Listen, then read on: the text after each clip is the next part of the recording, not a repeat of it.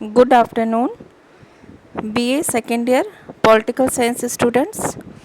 आज हम कर रहे हैं अपना, कल हमने देखिए अरस्तु अपना नया टॉपिक स्टार्ट किया था।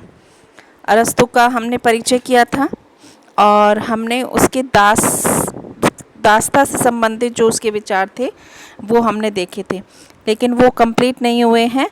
तो आज हम उस दास्ता संबंधी विचारों को आगे बढ़ाएंगे। दास्ता संबंधी विचार के अंतर्गत हम उसके ले रहे हैं कि दास प्रथा में सुधार के लिए सूत्र। ठीक है, अरस्तु ने दास प्रथा के सुधार के लिए जो सूत्र दिए थे उनको हम करते हैं। देखिएगा, अरस्तु ने दास प्रथा का समर्थन जरूर किया है, परंतु वह दासों के प्रति किसी भी अमान्य व्यवहार की निंदा करता है। बार्कर के अनुसार अरस्तु ने अपनी वरीयता में लिखा था कि किसी भी दास को बेचा ना जाए, उन्हें मुक्त कर दिया जाए। ठीक है, उसने दास के प्रति कुछ मानवीय व्यवहार के सूत्र बताए ताकि उन्हें समाज की अविरल धारा से जोड़ा जा सके। अरस्तु दासों के प्रति की जाने वाली मानवीय व्यवहार के लिए निम्नलिखित सूत्र बताते हैं। पहला क्या बताते हैं? पहला बता रहे हैं, स्वामी का कर्तव्य है कि वह दास की भौतिक और शारीरिक सुविधाओं को ध्यान रखे। दूसरा है, उसकी मृत्यु के समय स्वामी को अपने दासों को मुक्त कर देना चाहिए। तीसरा है, दासों को उनकी कार्य क्षमता के अनुसार ही कार्य देना चाहिए। ऐसा नहीं है कि दास कितना भी काम करता रहे और शासक है वो उस पर काम करवाता रहे। ठीक है, उनकी कार्य क्षमता जितनी है उतना ही कार्य करवाए। फोर्थ है, स्वामी को इस बात का ध्यान रखना चाहिए कि दासों की संख्या सीमित रहे। पांचवा है, दासों के प्रति मानवीय व्यवहार करने वाले स्वामी को राज्य द्वारा दंडित किया जाना चाहिए। फिर सिक्स्थ है, यूनानी नागरिकों को दास नहीं बनाना चाहिए। सातवां है, दासता वंशानुगत नहीं होती।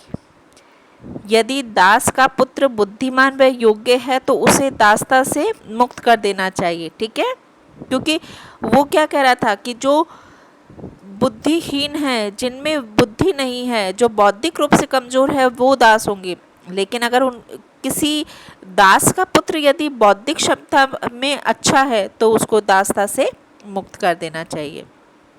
आठवां है, स्वामी द्वारा दास को अपने शरीर का अंग समझकर अच्छा व्यवहार उसके साथ करना चाहिए। फिर नवा पॉइंट है कि स्वामी को वचनबद्ध होना चाहिए कि यदि दास अच्छे कार्य करता है तो उसे मुक्त कर दिया जाएगा। ठीक है, अब हम आज इसकी करते हैं आलोचना, फिर ये हमारा जो उसकी दास्ता संबंधी विचार है वो कंप्लीट हो जाएगा। अरस्तु की दास्ता संबंधी विचार अप्राकृतिक व अनुचित से लगते हैं। दास प्रथा को आवश्यक मानना वर्तमान मौलिक अधिकारों के प्रतिकूल लगता है। यदि दास विषयक विचार की आलोचना के निम्न आधार हैं, किन किन आधारों पर उसकी आलोचना की जाती है?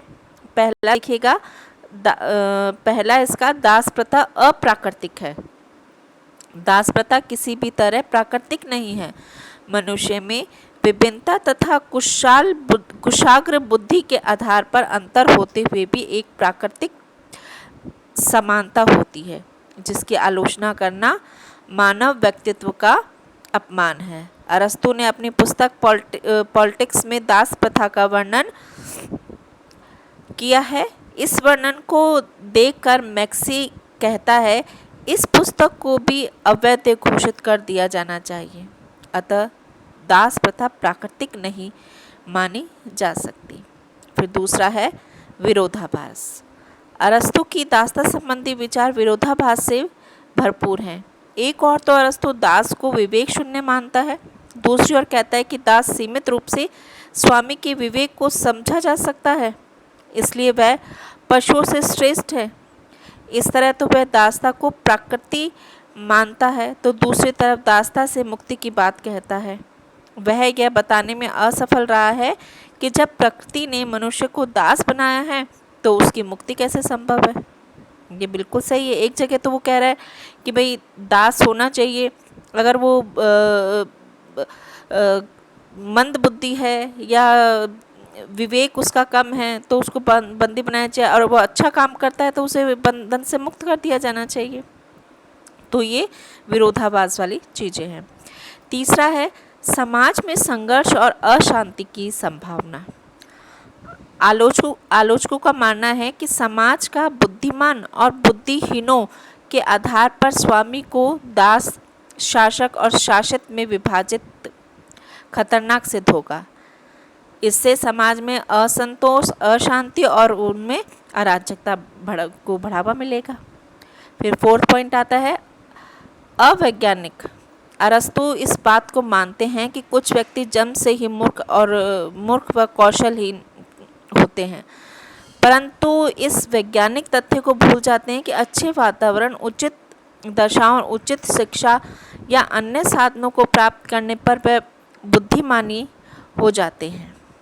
ऐसा कोई भी सिद्धांत जो मनुष्य को पशु तुल्य मानता हो वैज्ञानिक कभी नहीं हो सकता है। ठीक है, अब हम लेते हैं फिफ्थ पॉइंट। यह नैतिकता के सभी सिद्धांत के विरुद्ध है। एक मनुष्य के द्वारा दूसरे मनुष्य को दास बनाया जाना, क्या ये सही है, उचित है? ये अरस्तु ने इस विचार का प्रतिपादित कर उसको घोर अनैतिकता का पक्ष मिलता है। समाज में कोई भी कार्य जो सामाजिक मानदंडों के विरुद्ध हो नैतिक नहीं हो सकता। यह मानवता की दृष्टि से घोर अपराध है जो नैतिकता की बलि देता है। फिर 6 पॉइंट आता है समुचित अवकाश सभी को मिलना चाहिए, है ना, कि भाई एक ही व्यक्ति जो शासक है उसी को क्यों मिलेगा, दास को भी अवकाश तो सभी व्यक्ति चाहते हैं। अरस्तु ने दास प्रथा के समर्थन में यह तर्क प्रस्तुत किया कि श्रेष्ठ व्यक्ति को अपने सार्वजनिक जीवन के लिए अवकाश की आवश्यकता होती है, परंतु ऐसा अवकाश सभी वर्गों को प्राप्त होना चाहिए ताकि सभी वर्ग में व्यक्ति अपना बौद्धिक विकास करने, राजनीतिक व सामाजिक क्रियाकलापों में भाग लेने तथा कला व साहित्य का आनंद उठाने का अवसर प्राप्त कर सके। केवल निजी वर्ग विशेष को यह अधिकार देना सामाजिक विषमता को जन्म देता है। फिर 7 पॉइंट आता है हमारा कि दास पारिवारिक संपत्ति नहीं है। उसने कहा था ना कि वो एक पारिवारिक संपत्ति के रूप में होता है, तो दास को सजीव संपत्ति मानना मानवीय दृष्टि से अनुचित है। दास को पशु से तुलना करना अपने आप में मानवीय अपराध है। अतः दास परिवार की संपत्ति नहीं हो सकता। ठीक है, तो 8वां पॉइंट है शारीरिक श्रम की उपेक्षा। अरस्तु ने दासता के विवेचन में शारीरिक काम करने वाले श्रमिकों को दास की संज्ञा दी है, परंतु यह दृष्टिकोण असंतोष है। शारीरिक काम करने वाले यूनानी नागरिक में भी होंगे, जबकि अरस्तु यूनानी नागरिकों को दास नहीं बनाना चाहता। अरस्तु द्वारा शारीरिक कार्य करने वाले सभी लोगों को दास बनाना शारीरिक श्रम की उपेक्षा है जो अनुचित होती है। ठीक है, ये आज हमारी हो गई है आलोचना। तो आज हमने इसके दासता संबंधी जो विचार थे उसको कंप्लीट किया है।